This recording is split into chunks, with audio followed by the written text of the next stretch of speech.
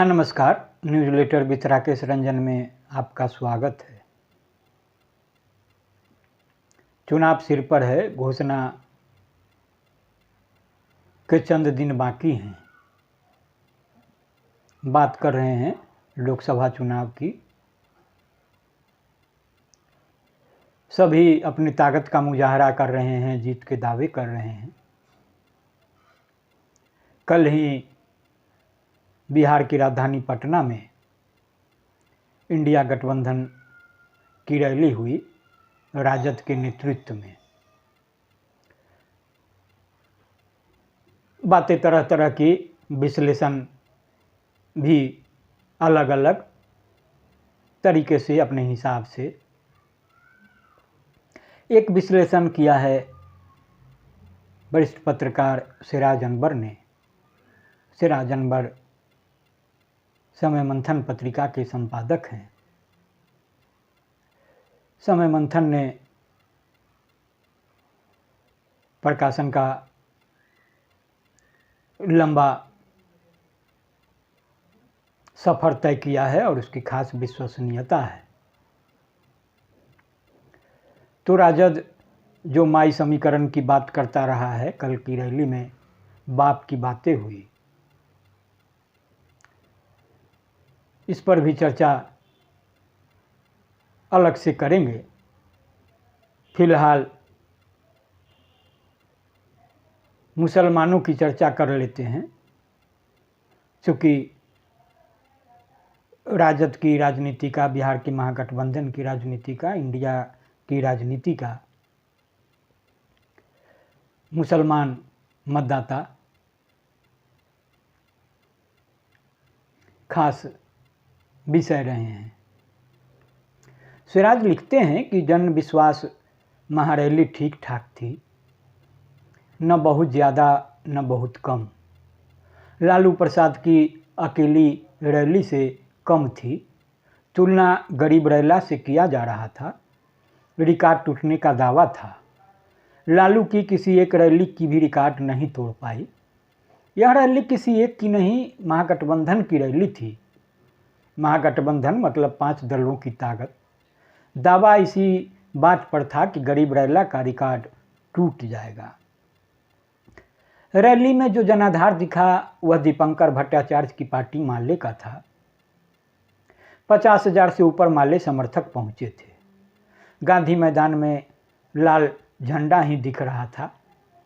CPI और CPM के कार्यकर्ता नाम भर थे, उनकी कोई तैयारी भी नहीं थी। दोनों वामपंथी पार्टी अब बुर्जुआ हो गई है, विरासत के नाम पर चुनाव में टिकट के लिए लड़ने वाली। वैचारिक गिरावट की वजह से ही पूर्व में वाम एकता में सीपीआई और सीपीएम बाधक रही है। माले अभी भी सैद्धांतिक राजनीति कर रही है। दीपांकर को राज्यसभा नहीं भेजा गया, पार्टी ने कोई सख्त प्रतिक्रिया नहीं दी। माले दक्षिणपंथी दलों की तरह राज्यसभा या विधान परिषद के लिए चिरौरी नहीं करती। माले से विधान परिषद में एक को भेजने की बात चल रही है। भेज दिया तो ठीक, अन्यथा विनती नहीं करेगी।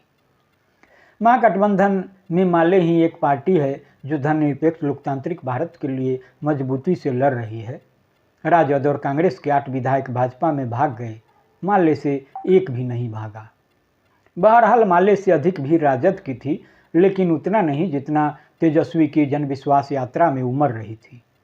वह भीड़ गांधी मैदान में उमड़ कर नहीं आई। उमड़ कर आती तो वाकई लालू का गरीब रैला और लाठी रैला को पार कर जाती। कांग्रेस इस रैली में फिसड्डी रही। कहीं कहीं कांग्रेस का झंडा दिख पाया। जो पार्टी सिर्फ जोर तोड़ से टिकट हासिल कर लेती है, उसके पास मास यानी जनता कहाँ से रहेगा। अब आइए अहम मुद्दे पर, लालू का रिकॉर्ड टूटा क्यों नहीं। रैली से मुसलमान भी नदारत रहे, यानी समुदाय में इस रैली को लेकर उत्साह नहीं था।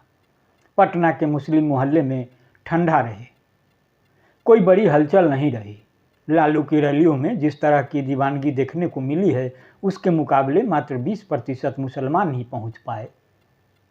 पटना से ही हजारों मुसलमान जुट जाया करते थे, वह नज़ारा नहीं था। उसकी वजह भी है, हाल के दिनों में मुसलमान खुद को ठगा महसूस कर रहा है।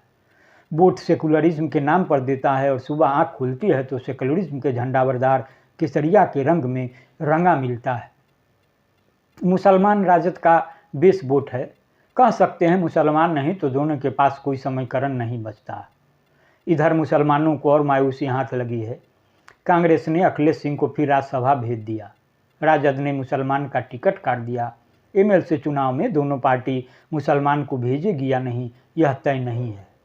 लोकसभा चुनाव में भी बड़े बड़े मुस्लिम नेता की सांस अटकी हुई है। डॉक्टर जावेद आज़ाद को छोड़कर किसी का टिकट कन्फर्म नहीं है। मुसलमान देख रहा है, हमारी जब सत्ता और सियासत में हिस्सेदारी ही तय नहीं हो रही तो भीड़ का हिस्सा बनने से क्या मतलब।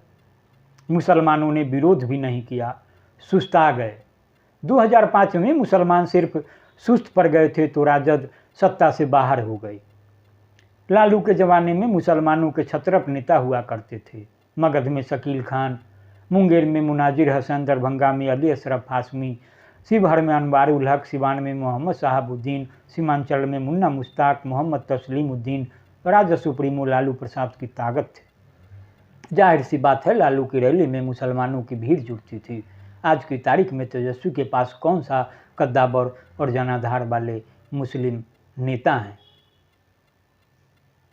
तो आप इसे सुने और गुने और अपनी प्रतिक्रिया से जरूर अवगत कराएं। नमस्कार।